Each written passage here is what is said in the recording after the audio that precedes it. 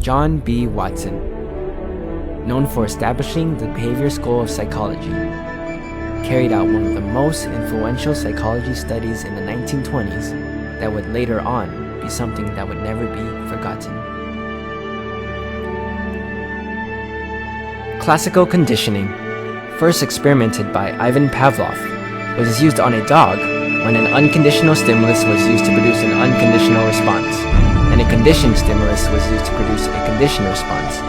This was later on extended by Watson in his demonstration of the Little Albert experiment.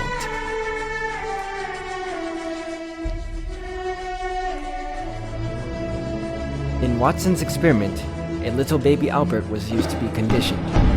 He was born to a woman who was a nurse in the Harriet Lane Home of Invalid Children. Although raised in a hospital environment, Albert developed normally and was very stable. Ivan Pavlov was indeed able to condition a dog. Could Watson now do the same thing in humans? Now to the actual experiment itself.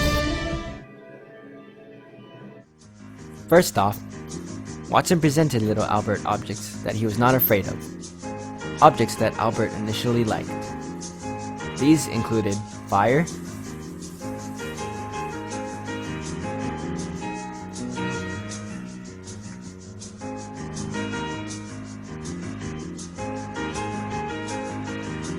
a monkey,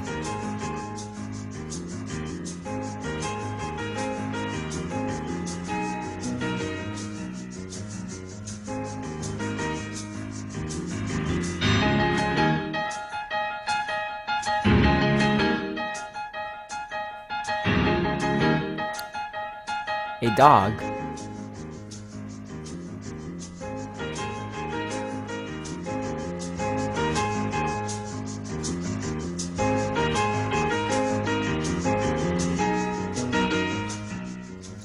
a rabbit,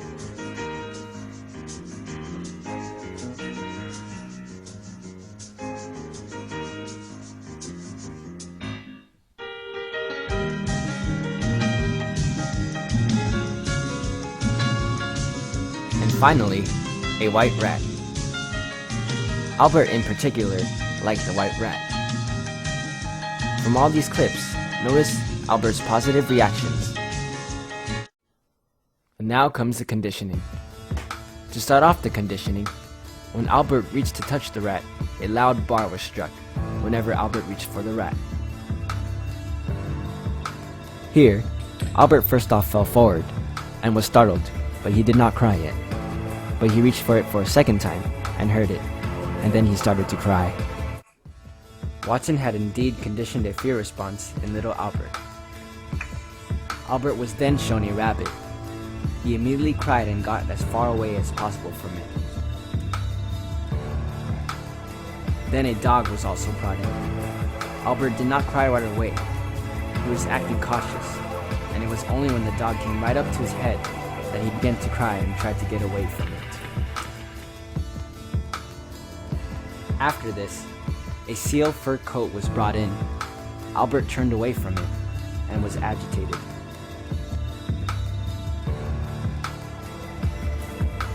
Then Watson used a Santa Claus mask, in which invoked an even more negative response by baby Albert.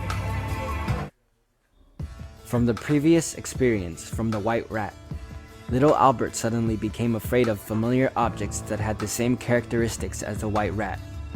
This phenomenon was known as generalization. Watson then wanted to test whether the reaction would carry over in a different setting. The previous tests were done in a small dark room, but now he was brought into a larger room. He was presented with the same objects but did not show strong symptoms of withdrawal until the objects were paired with a loud noise. Watson now wanted to see if fear could remain in Albert over a period of time, so Albert was brought home and returned in 1 month. When he returned, he was tested with the same objects and paired with the same loud noises. Albert indeed showed the same strong signs of withdrawal. Watson once again proved that he can condition fear into baby Albert. Watson concluded that phobias were most likely conditioned responses. The little Albert study is extremely important in psychology and other disciplines. It has inspired other important researchers of the past and continues to impact the direction of the psychological investigation today. And blues. Opponent process theory tells you about vision, less complex than math and cellular division. Herring said there were 3 pairs of color receptors, including red, green, yellow, blue, black, and white colors. Don't know if I could ever be without sight, cause it completes me.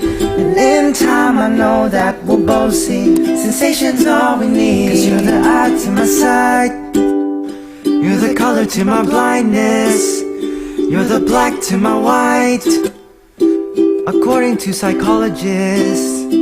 Cause you're the eye for me, and I'm the eye for you, You take the both of us, and we're the perfect two.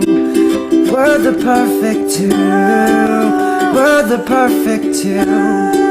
So much that eyes can do. Yes, we're the perfect two. You know that I'll never doubt you, and you know that I'll think about you, and you know I can't live without you.